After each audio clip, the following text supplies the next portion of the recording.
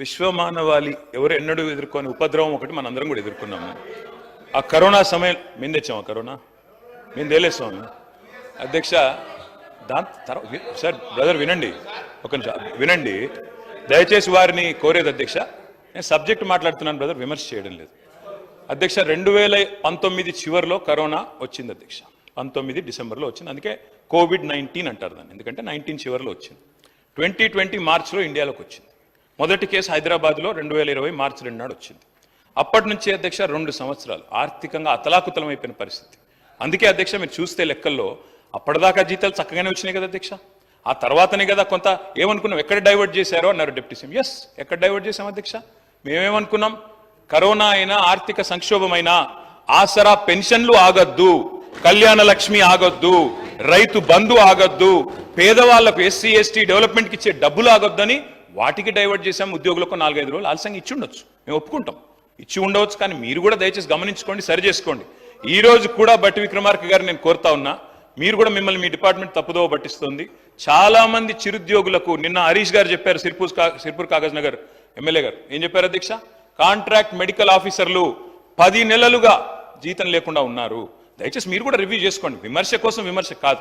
దయచేసి వారిని ఈ విషయంలో ఆలోచించాలని చెప్పి నేను కోరుతా ఉన్నా. మొన్న మా శాసనసభ్యులు పెద్దలు హరీష్ రావు గారు చెప్పారు అధ్యక్ష, అప్పు అప్పు అప్పు అంటూ ఊదరగొట్టాడు. నేను మళ్ళా చెప్తా ఉన్నా అధ్యక్ష, అప్పులు రెవెన్యూ రెసీట్స్ కు లోబడే ఉన్నాయి. రెవెన్యూ సర్ప్లస్ ఉన్నాము అంటే అప్పులు చేసే పరిస్థితి ఇవాళ జీతాల కోసమో రెవెన్యూ ఎక్స్పెండిచర్ కోసమో చేసే పరిస్థితి లేదు. SOTR లో అంటే సొంత వనరుల వీళ్ళు తెలంగాణ టాప్ లో ఉంది. దయచేసి ఆ ప్రచారం మానుకోండి. రెండవది నికర అప్పు, వారు పదే పదే చెప్తారు అధ్యక్ష, 6,71,000 కోట్ల అప్పు అని వారు చెప్తారు. ముఖ్యమంత్రి గారు అయితే నెలకు 7,000 మిత్తి కడుతున్నాను ముఖ్యమంత్రి గారు చెప్తారు. ఈ రకంగా దుష్ప్రచారం చేయడం, నేను అంకెలు చెప్తే మళ్ళీ ఇబ్బంది పడతారు. మీరు నా మాటినండి, మీ సోషియో ఎకనామిక్ అవుట్లుక్ లోనే భిన్నంగా ఉంది. దయచేసి చూసుకోండి, ఎందుకంటే ఏం ప్రచురిస్తున్నారో ఏం చేస్తున్నారో చూసుకొని మాట్లాడండి. బయట పొలిటికల్ గా మాట్లాడితే నడుస్తుంది, హౌస్ లో నడవదు అధ్యక్ష. ఇంకొక మాట వారికి చెప్పాలి అధ్యక్ష, నేను అప్పుల విషయంలో వారు 6,71,000 కోట్లు అంటే మొన్ననే హరీష్ రావు గారు చాలా వివరంగా చెప్పారు.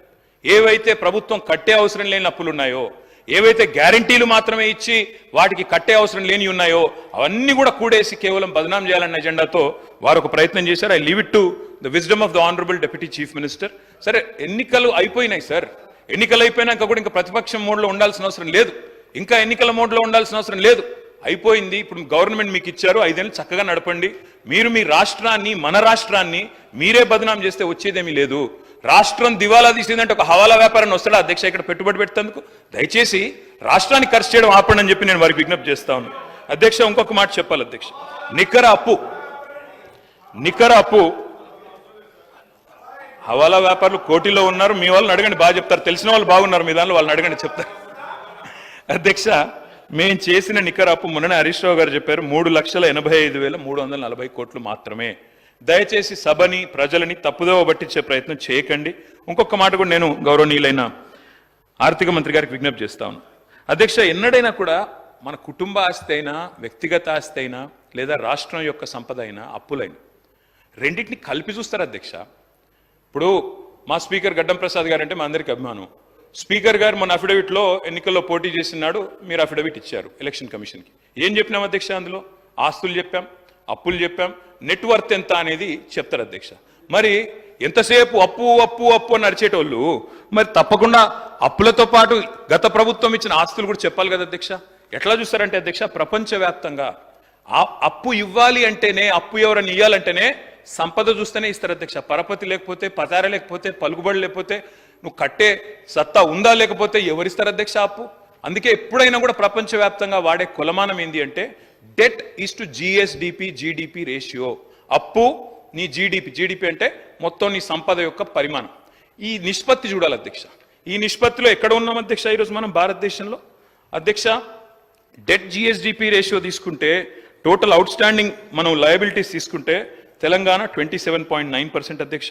మనకంటే ఇవాళ ఎన్ని రాష్ట్రాలు మనకంటే ఇబ్బందికరమైన పరిస్థితిలోనే అధ్యక్ష? వారు చెప్పే ప్రకారం అయితే దాదాపు 14-15 రాష్ట్రాలు, పెద్ద పెద్ద రాష్ట్రాలు, అందులో కాంగ్రెస్ పాలిత రాష్ట్రాలు ఉన్నాయి, ఇతరులు కూడా ఉన్నారు.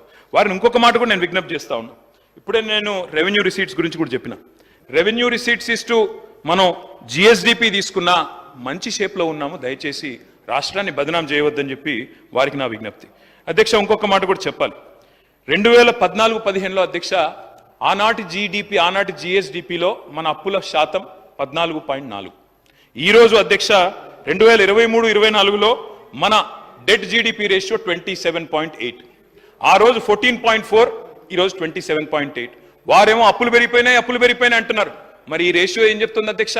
సంపద కూడా పెరిగింది. 4 లక్షల కోట్ల నుంచి 14,60,000 కోట్లకు రాష్ట్ర సంపద కూడా పెరిగిందన్న మాట ఎందుకు విస్మరిస్తున్నారన్న మాట వారిని నేను అడుగుతా ఉన్నా అధ్యక్ష. అధ్యక్ష, ఇంకొక మాట చెప్పాలి. డెట్ జీడిపి అంటే అధ్యక్ష ఇవాళ మనది 27.8%.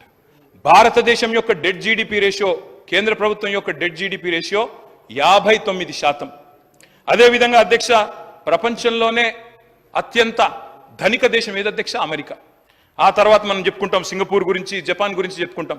అమెరికా యొక్క డెట్ జీడిపి రేషియో అధ్యక్ష 129%. మనది 27, భారతదేశానికి 59, అమెరికాది 129, సింగపూర్ 168%, జపాన్ 264%. అంటే ఒక గ్రోయింగ్ ఎకానమీ, ఒక ఆస్పిరేషనల్ ఎకానమీ అప్పు తీసుకుంటే తప్పు కాదు అధ్యక్ష. నేను ఇంకొక మాట కూడా తమరికి విజ్ఞప్తి చేస్తాను అధ్యక్ష.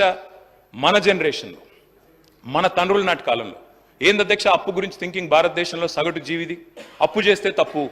మనకు చిన్నప్పటి నుంచి సామెత చెప్తారు, అప్పు చేసి పప్పు కూడా తినద్దు అని చెప్తారు అధ్యక్ష.